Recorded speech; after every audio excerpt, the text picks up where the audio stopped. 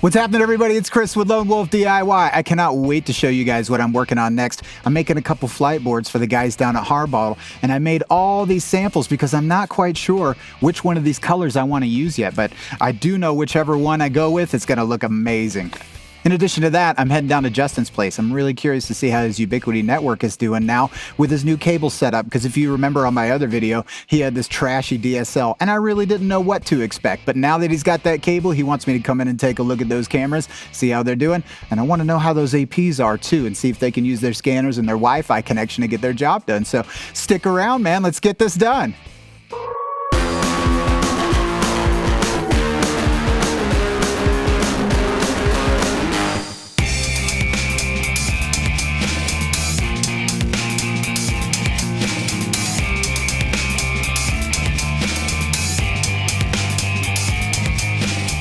Okay, so first things first, I always forget to do this step. Mix up just a little bit of epoxy, which I've definitely mixed up too much here. So what I'm gonna do is I'm just gonna take a little bit of this countertop epoxy, and I'm just gonna kind of lube up the side of this piece of wood here, and then I'm gonna wait for it to dry. And what that does is it makes sure it has a nice seal all along the wood edge there, because once you pour your colored epoxy in here, you will be fighting bubbles for hours.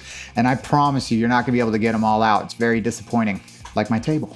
So we have our epoxy mixed up. Now I'm just gonna take it like so and just kind of rub the side of our project here. When you're putting the epoxy on the side here, you can feel the wood really soak it up. Because like I've said a million times before, epoxy's pretty expensive, and any steps you can take to prevent your project from getting all messed up for some goofy reason, like it's not sealed and air bubbles are coming out, definitely want to explore those options. Sometimes people will put like a shellac oil on here so that the epoxy doesn't soak in, but I'm going to be throwing it through my planer, so I don't really have to worry about that too much.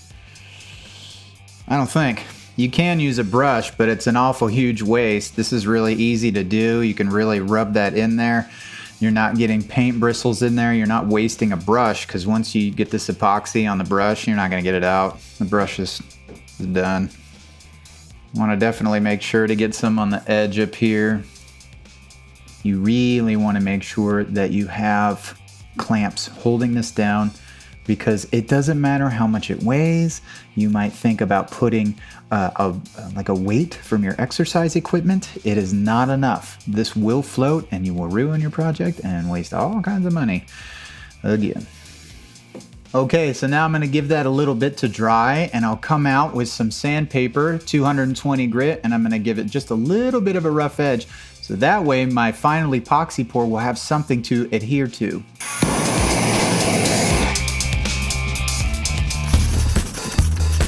Okay, so I went ahead and poured all of our epoxy into one bucket. I'll mix it up evenly, and then I will distribute it into two different buckets, each bucket with a different color. So let's get to it.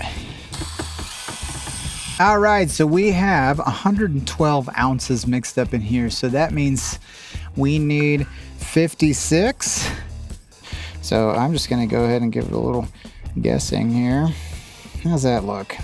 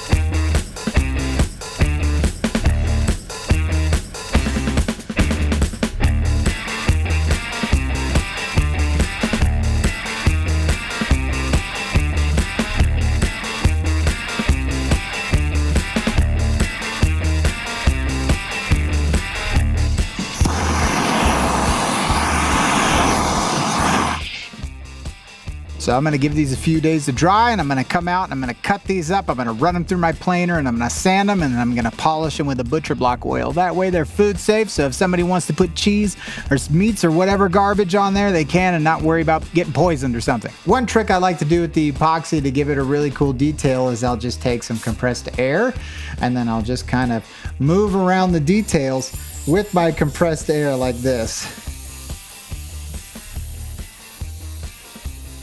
And that way you get some really kind of interesting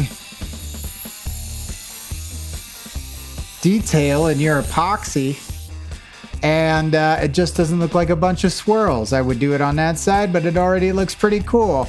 And second thought,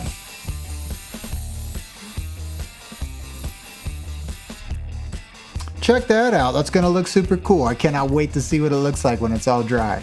Alright, so now I'm going to head down to my buddy Justin's place now that everything's drying for a few days, and I'm going to take this piece of shit down there and see if he can help me out with it because it's super rusty and it's running like crap. So let's go check him out, see how his Ubiquity stuff's going, see how he's doing, and oh, by the way, check this out. Look at these new koozies, everybody. Aren't those awesome for your day drinking? And also these sunglasses.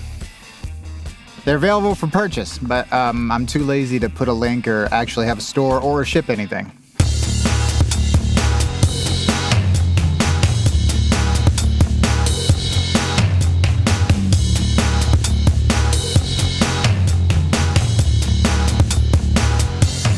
What's up, man? How's it going? Good, you? I'm doing great. How's everything working out for you? Good, everything's fine. Is this your new giant modem? Yeah. Holy cow. Yeah. It's a lot bigger than the DSL. The other one was like yay big.